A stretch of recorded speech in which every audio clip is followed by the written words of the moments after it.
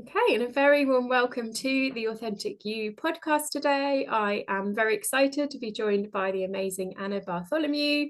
So Anna is amongst many things. We've worked together in the past. She's been a client of mine. I've been a client of hers.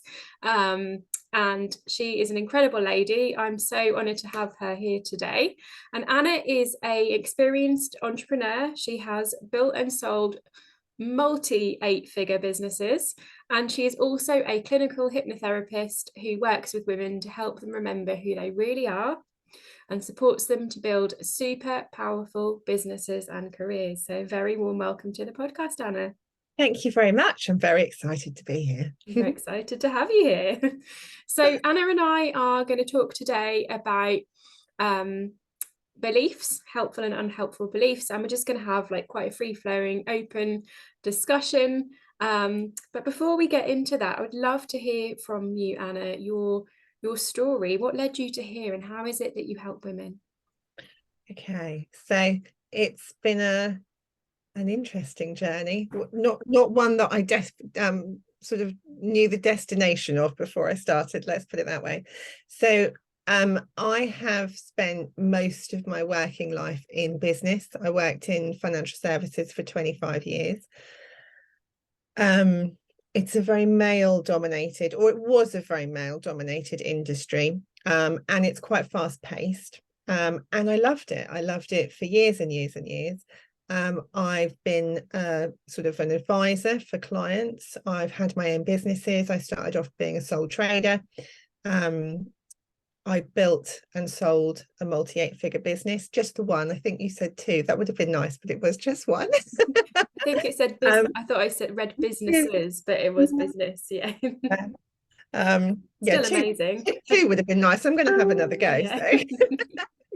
So and my kind of growth through that sector was fairly quick.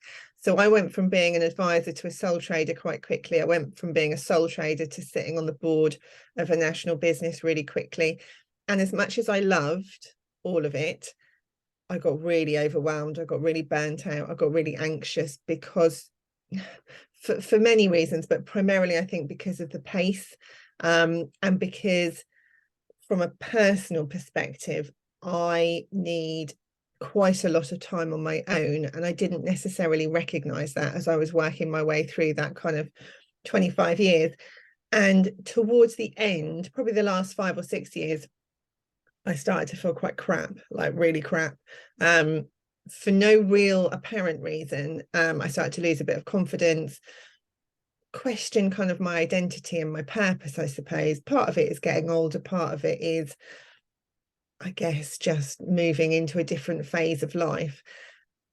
And I hated how I felt. I hated the fact that I felt so rubbish, because I'm one of those people that's like, okay, so why is that happening? And if I don't like it, what am I going to do about it? And I tried a few different things. I tried talking therapies, I tried meditation, I did exercise, all that stuff. And it helped, but it wasn't kind of getting into the crux of the problem, which is when I started having some hypnotherapy. A few people I know had it for different things like phobias and such like, and I thought, well, I'll give it a go. I didn't really understand how it worked, and humorously enough, before I trained as a hypnotherapist, I used to try and work out what they were doing, and I thought it was all to do with like patterns, like how they were saying different words and like the timing of things. And actually, having trained, I realized it's nothing to do with that.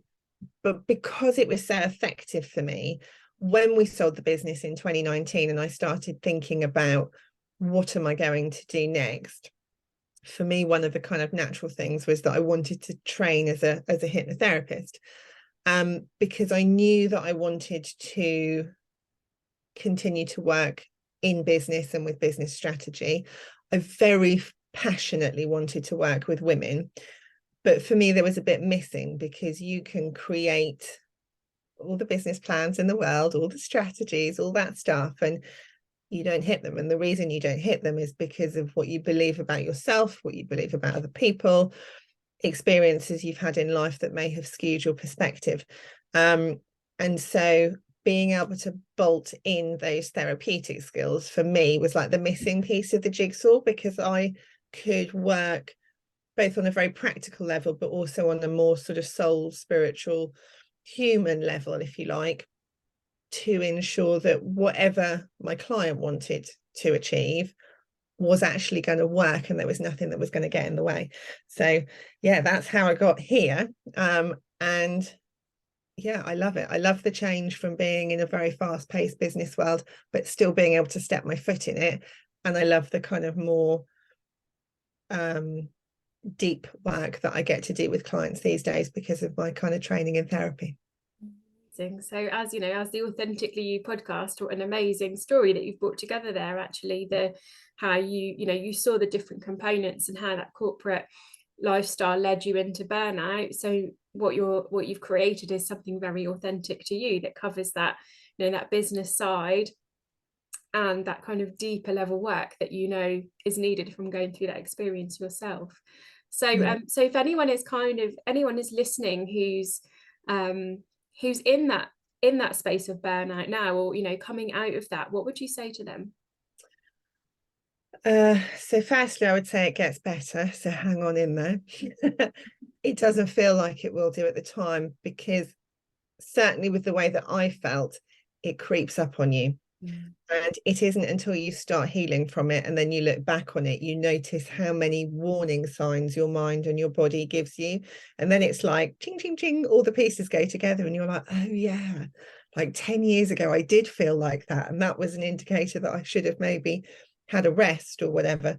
But I think fundamentally, it's about understanding that it is quite crap to feel how you're feeling now. And it's okay to acknowledge that.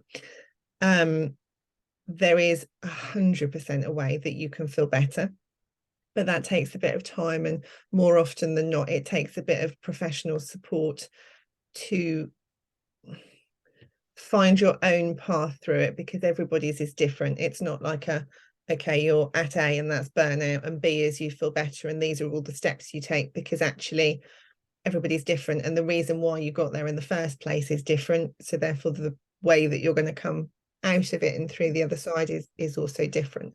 But just talk about it. I mean, acknowledge that you're feeling like that and start to share it with people that you trust, or professionals, or your boss, or your business partner, because actually when you do, and certainly when I did, the amount of people that went, oh God, me too, and you kind of think, I wish I'd not worried so much about what other people thought, because when you start talking about it, 9 times out of 10 they've experienced something very similar, or they are super kind and empathetic and non-judgmental, and all the things that you worry that might happen when you start sharing. So it gets better, but needs a little bit of work.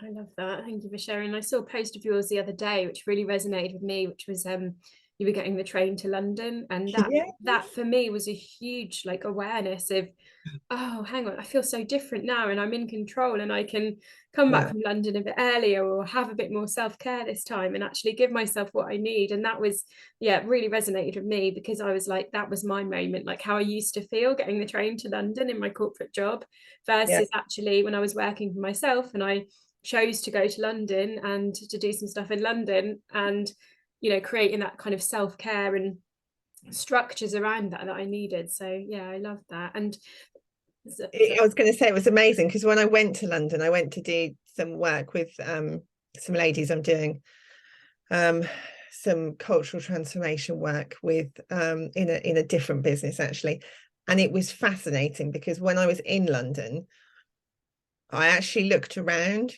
Do you know what it was like when you used to go to London? You used to just walk where you were going, come out, go to the bar, drink wine, get on the train and go home again. And this time I was like, oh look, that's a nice building. Oh look, I was really observant in a way that I would never have been before. And I had a lovely day. I had a really nice time. But it was very different from my experience of London, even like just pre-pandemic. The perspective I put on it, I suppose, is different.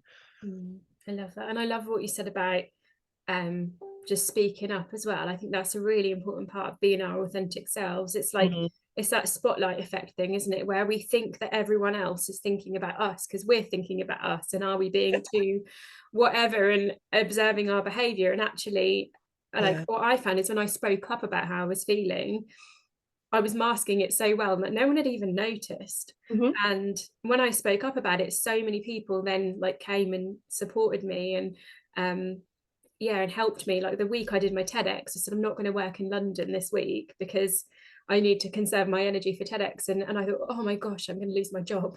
You know, we have these like worst case thoughts, and actually everyone was like, Catastrophize. yeah, Yeah. of course, yeah, Yeah. fine. And I started saying like no a few times, and then I was like, oh gosh, I'm saying no. And then it was just like, yeah, fine. I was like, oh, this is new, and it is new. It doesn't just feel new. So yeah, that was a lovely reminder to those listening that, you know, we to speak up and ask for what we need is really important, isn't it? It is. And I think I find this more and more nowadays, because like we're coaches, we're therapists, but we still have shit days, right? You still have days where you're like, oh my God, I just feel horrendous. But now what I do is, if I'm going into meetings, or if I'm doing something where I'm interacting with other people, I'll be like, you know what, I feel a bit shit today. I feel a bit overwhelmed. I feel a bit frazzled. So as we do whatever it is we're doing, can we take it steady, or can we have a walk halfway through, or can we just go back over it because I've got brain fog and I completely missed what it was you were saying.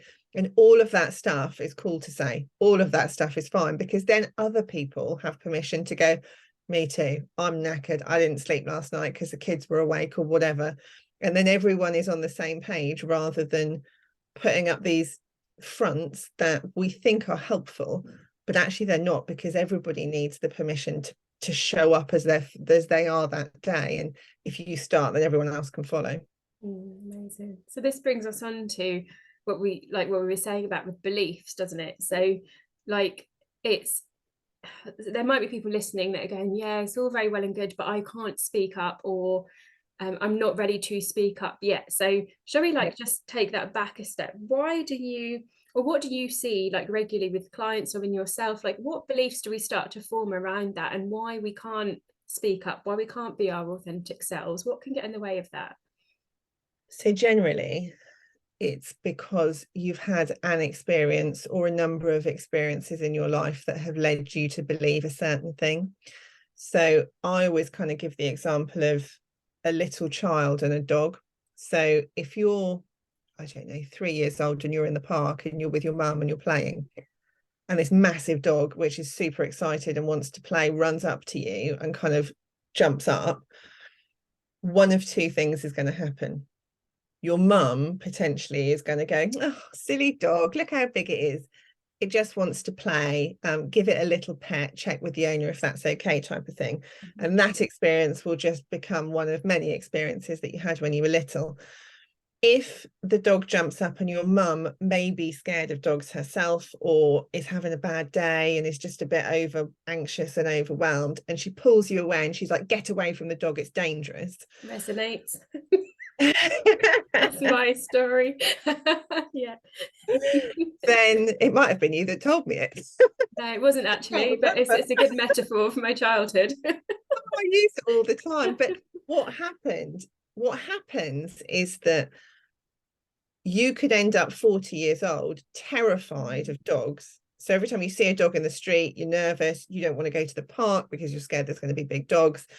And that is simply a misinterpretation of data.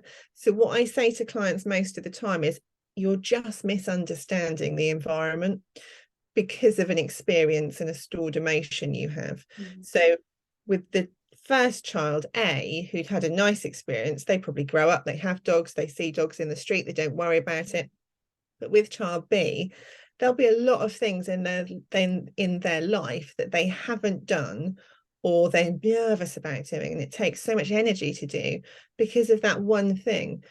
And the reason it happens is because our minds are built to protect us from danger. So if something happens and there's a particularly strong emotion attached to it, when the memory is stored, the emotion is stored with it. So whenever you have another experience that's similar, rather than your brain having to kind of physically drag up all of those memories to ascertain what to do with the situation. It does it automatically. So in a nanosecond, you'll have some feelings, and the feelings in the example of child B will make you want to run away, or they'll make you nervous. And sometimes that kind of stuff can be really helpful, like you learn not to touch cookers because they're hot, or don't put your hand in the fire because you'll burn yourself. But if it's something relatively unscary, like not dangerous, it can prevent you from doing loads of different things. Or it can potentially make you do things you don't want to do, like, I don't know, have a few too many drinks or smoke cigarettes or whatever.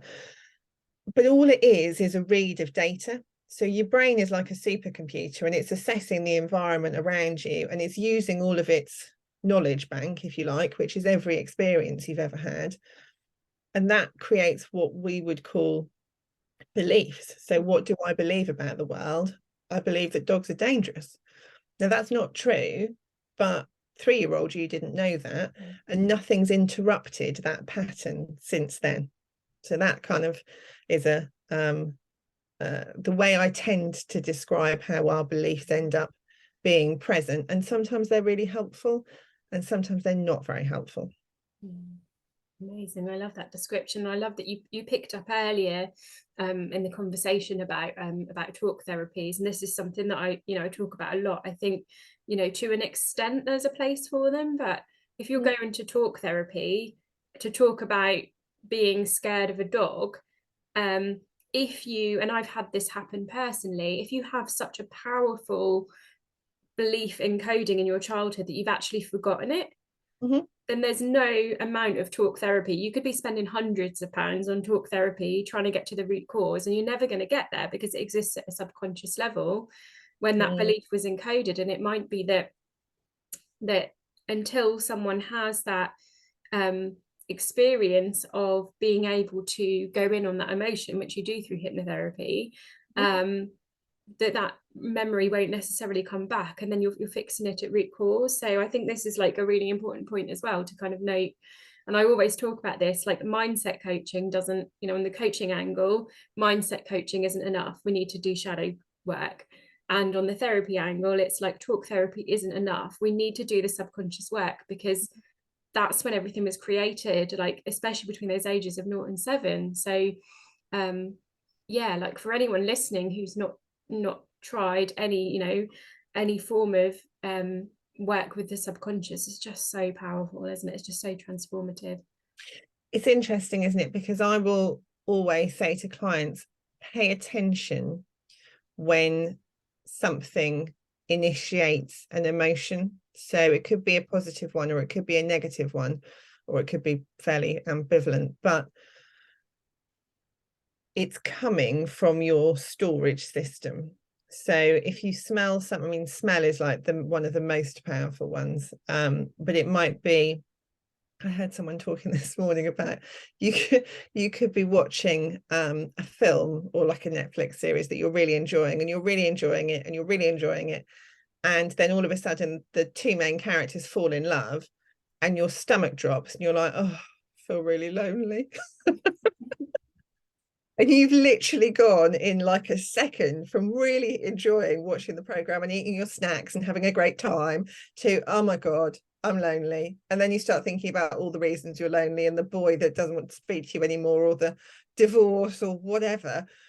And nothing has changed. Literally nothing has changed, aside from some of your memories have been triggered and come up to the surface because your mind's going, oh, do we need them? Let's bring them up. Do we need them? Let's be lonely. And it's like, no, we don't need them. And I was having a lovely time, and now I'm not.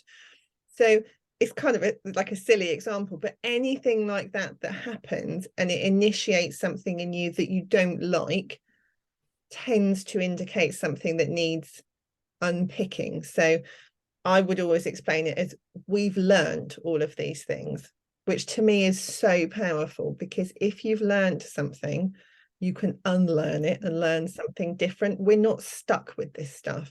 And that for me was that like light bulb amazing happiness when I realized that I didn't have to stay feeling and thinking the way that I was, because it's almost like someone's then taken the like padlock and at least given you the key. You might not have unlocked it yet, but you're a step closer to that kind of freedom just by the knowledge of going, oh, okay, it's old stuff, and it might be old stuff I don't need anymore.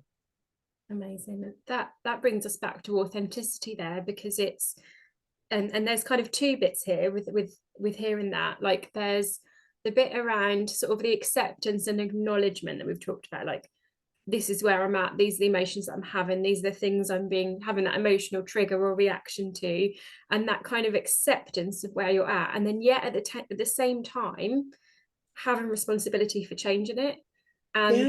that is, and I'd be interested in your views on this, like, that is what I feel authenticity is. It's like, is having that, like, accept, and this is where I'm at now, and this is what I'm going to do to change that and take responsibility for it, because that takes us back to, like you say, all these things are learned, and these things that are learned are not authentically us, because if we go back to like who we are at like a soul level, then that is authenticity. So it feels like, to me, hypnotherapy is a way, one of the ways that, like, that we can get back to that kind of soul level us before we were kind of, you know, before all the crap conditioned on and top of ruined that. and yeah. What are your views on that? Yeah, I mean, I agree. I think that there's an element of experiencing life that requires contrast, right? So you have to feel shit in order to recognize when you're having a great day, and you have to have a great day to recognize that potentially the next day it might be shit again for whatever reason, but you don't have to stay there. So I think the trick is to kind of accept that life has ups and downs, and it has the capacity to change course abruptly, like those boats you see when the wind catches them and they're like, oh, all of a sudden we're going a different way. And all of that's okay, because that's experiencing life. For me, that is authentic. But it's when you get stuck in a pattern for too long and it's going in a direction that isn't very helpful, that's when you need to take ownership and go, actually, no, I'm in control of the ship. The wind might be kind of fueling me, but if I want to change direction, I can do that, because I can pull this, and you can tell I'm not a sailor, but you can pull the rope and do whatever you need to do to change the direction of the boat. I wouldn't know either. I'm not a sailor. I'd happily let someone else drive the boat. I love the water, but I tend to be better on motorized. Yeah. So you're in control of that, and sometimes you can do it on your own. So sometimes you can just catch yourself and go, okay, not very helpful, let's do something different, let's think something different. But sometimes, like we've already talked about, that stuff is really bedded into the subconscious, and you're completely right in saying some of it you're not even aware of. And that's why when I kind of work with clients, certainly in a business world, strategy is never enough. It's never enough, because if there's something in there, in you or in the business or in there deeper, that means that it doesn't matter how hard you try and point yourself at that goal you've just set, you're not going to get there because of something that you have yet to uncover. You might need a professional to help you do some of that stuff. And the thing that I love about hypnotherapy is it's quick.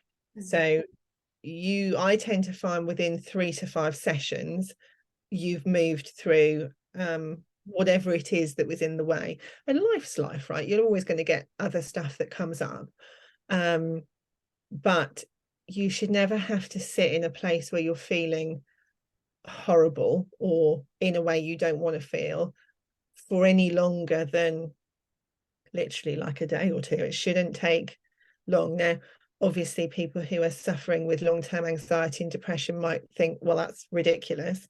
I'm not saying you're not going to feel a bit rubbish, but everyone has the capacity to just feel slightly better than they did before. And for me, that's the point. It's a journey. So never would I say, literally, it's a magic pill and tomorrow you're going to wake up and you feel absolutely freaking brilliant.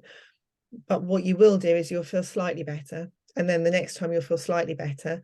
And then the next time you'll feel slightly better. And you feel like you're in control. And for me, reclaiming that control over life is one of the most authentic things you can do, because the only time you lose control is when you choose not to take action. And sometimes that's really hard, but just talking to someone, sharing how you're feeling that day, writing it down, making an appointment with a professional to have a chat, that's so powerful. That's so powerful, because you're just taking that first step, and that's authentic. Amazing. I love that. And in terms of talking to professionals, something that's popping into my mind is, like, I feel that you and I and all these other incredible women have a responsibility piece, because how many people suffer with stress and anxiety and go to their GP, and the how do I put this, like, without offending like a huge amount of people, but what is like mainstream offered for, if we could spread this awareness. I'm on a bit of a rebellion with this at the moment, because I went to the doctors to register at my new doctors the other day, and I was talking to the nurse about positive psychology, and she was like, oh my God, like, I didn't know any of this stuff. This is going to make a really massive difference to my day. It was like I did a mini training session for her while I was there.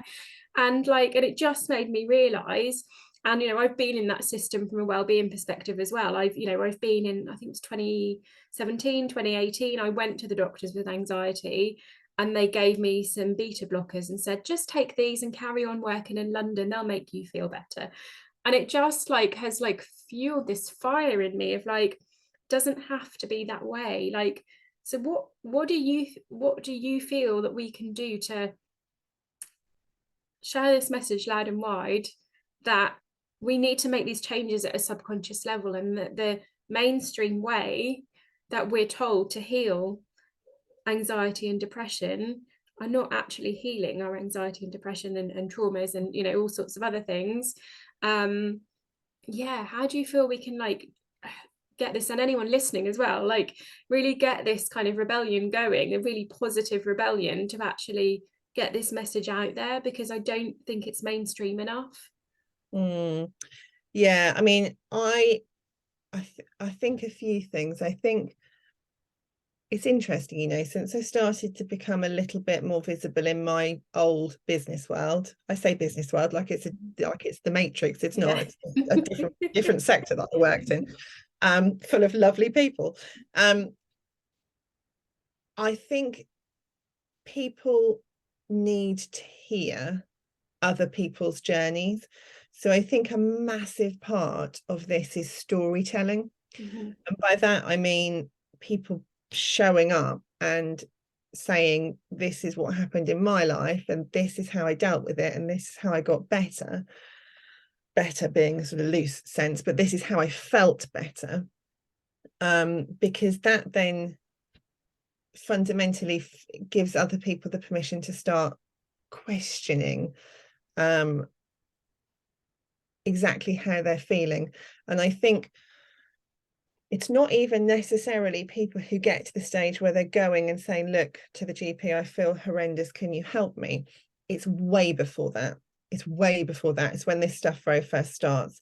And so it's paying more attention to ourselves, because like I said, with my own journey, there were warning signs galore going on that I was going to end up feeling really crappy, but I didn't pay attention. And I didn't pay attention because I wasn't aware.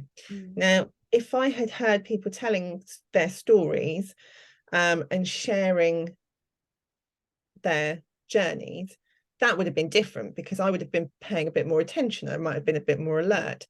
So I think there's an element around just talking and sharing and creating communities, and especially in environments and sectors where perhaps that might not be happening as much as it needs to, which probably is all of them, but certainly some of them could do with a bit more openness and transparency than others, because it would remove some of the shame and stigma that sadly still goes hand in hand with mental health. And it shouldn't. Mental health is absolutely no different from physical health. If you broke your leg, you wouldn't stay at home and go, oh, I mustn't tell anyone because they'll think less of me. You broke your leg, come on, go fix it. It's the same with feeling overwhelmed. It's the same with burnout. It's the same with anxiety or depression or anything at all. And so we need to get to a place where we're talking about this stuff more. And it is happening. It is definitely, you can feel it starting to happen. And you've got some great, really influential sort of figureheads talking about it. But we need to carry that on at kind of a ground, it's not the right word, what am I looking for? Grassroots level. There we go. So that would be the first thing.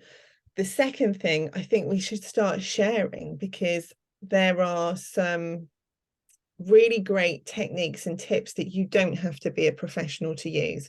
So I try where I can, and I'm starting to do it more and more, sharing exercises, techniques, tips that people can use for their own self-care toolkits. Because not everyone can afford to go and see a therapist. Not everyone can afford to go every week. Some people can only afford to go every month or 2 months. But there is loads and loads of stuff that people can do for free. And from a personal perspective, we are all human beings. And as human beings, we all have a duty, for want of a better word, to look after each other. And when we connect and we share, we feel better. And that's why historically, if you look at different cultures and communities, people sat around and did sharing circles around the fire, and okay, it was a different life and it wasn't so digitalized, but that sort of activity, you know, as like well as I do, even if it's you and I, we sit and have a chat, we're like, oh, I feel better for saying that. Nothing has changed. Nothing's changed apart from the fact that we've released it and it's come out of us. And also you've got somebody else going, that's okay. Yeah, I get that. Don't worry. It's going to be okay. Nothing's changed in reality. Nothing's changed in fact. But your reaction to whatever's going on is a bit different. So yeah, we just need to keep working together on it, I think. Definitely. I love that. So for anyone listening, this is, you know, a real nudge to, if you're feeling that call to speak up and share your story, then, you know, please do, even if it's just experimenting with, you know, with a little bit of that story, and share your experiences. And, you know, it is a responsibility, as you said, Anna, like it's, you know, as a community to look after each other, to share, and as coaches, healers, therapists, to offer a range of tools where people can support themselves and empower themselves. And that's authenticity as well, isn't it? Like what is it that someone needs, and how do we help and support them with that authentic alignment for them? It might be, you know, it might be that. And also, this is something I just want to touch on briefly. I'm conscious to come to the end of the podcast, but you know, I've had hypnotherapy with you, and what I really love is that it's really in alignment with me, because we go in and we talk directly to the subconscious and we work directly with what's coming up. I have had experiences in the past where I've just been read a script, and I've thought, like, we're not even like talking to my subconscious mind. So I guess, like, also just a nudge for anyone listening on that point as well is, you know, do make sure, like, whoever you're working with, obviously make sure that they're in alignment for you. But yeah, it kind of comes into that. I don't know the point I'm trying to make of it. I'm just basically saying you're a great hypnotherapist, I think, Anna. It's I was, as you were talking then, in terms of sharing, I was just thinking about, I work with this amazing lady in my other business. She's I think her correct title would be evolutionary psychologist. So she looks at the evolution of humankind. And she explained to me the other day that for millions and millions of years, human beings have existed, and they've survived because they shared, they survived because they collaborated. And it took anywhere between, I think it's 40 and 72 people in a group to live, because everyone had their different job. They had to get the food, like whatever they were doing. And it's only in the last few hundred years, because we have introduced business systems and top-down organizations, that has flipped. And we've become fairly individualistic, if that's a word, and very self-focused. And if you look at the decline of our mental health, those things have happened at the same time. And the more that we stay disconnected from each other, the worse those things become. So if we can, it's not even like we've got to do something new. We've just got to remember how we existed before, because we're used to doing things and helping each other. We've just been operating in systems that perhaps haven't afforded us that opportunity for a while. So just get back to being a human. Amazing. I love Really that. Just important. remember who the hell we are at the end of the day. Human, help each other. Yeah, amazing. So how can, if those listening want to reach out to you, what's the best way? And I know that you've got an amazing program coming up as well, so feel free to share that with the listeners. Yeah.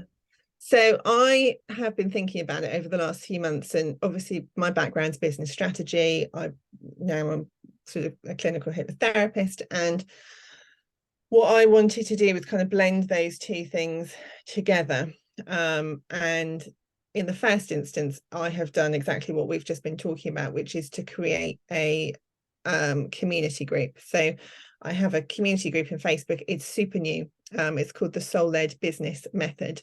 And it's for women who are in business, who may be feeling good, they may not be feeling so good, but they want to learn more about how to build super successful, powerful, abundant businesses without burning out, and feel joy and peace and sort of alignment while they're doing it. And so for me, alignment and strategy, super powerful. Put the two things together and you're like, wow, you can do anything. And so the community that I'm building, I'll have loads of free trainings. I'm going live every Wednesday at 5 o'clock with trainings to help women to hopefully go through the journey that I've been through over the past few years a little bit quicker than I did it. So I'm trying to include all the things that would have helped me on my path from kind of very successful, but feeling a little bit frazzled and like, oh God, where am I going? What's my direction? I feel anxious and burnt out, to I can have this super powerful, expressive, successful, abundant business, but I can feel bloody good while I'm doing it. And it's understanding what systems you have to have in place for that to happen. So it's called the Soul-Led Business Method. I'll give you the link, and I guess you'll put it in the show notes. I'll pop all the links below. But come and join me, ladies, because I would love to share. Thank you, Anna. Thank you so much for being our guest. And I have to ask one last final question, which I ask all my guests. If you were to just give one tip with aligning to your most authentic self, what would it be? So I would say you ask yourself a question. So when those messy emotions come up that we've been talking about, like anxiety, fear, panic, all that sort of stuff, just ask yourself if that's true. So try and connect into why it's coming up, and it will more than likely give you an answer. It might not give you all of the answers because they might be in your subconscious, but it will give you something like, I am fearful because, I don't know, I've got to do my driving test tomorrow, whatever it might be. And then just ask yourself if it's true. So why should you be afraid of that thing? Is there an actual reason, or is it just something that you've either told yourself so many times, or you've had someone else tell you so many times that you think it's true? And the really good way of doing that is, if you were saying that thing to your best friend, would you say it?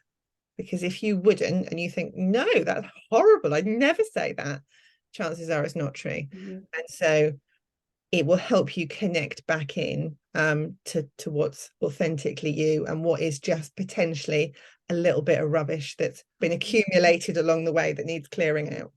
I love that. What a great tip. Thank you, Anna. What a great way to end the podcast. So thank you so much for being here. It has been fun. And yeah, thank you for being my guest today, Anna. And yeah, do reach out to Anna, anyone listening, if you'd like to know more. And just say June, her lovely group. Join is what I'm June, yeah. Join her lovely group. Awesome. Thanks, Anna. Thank you.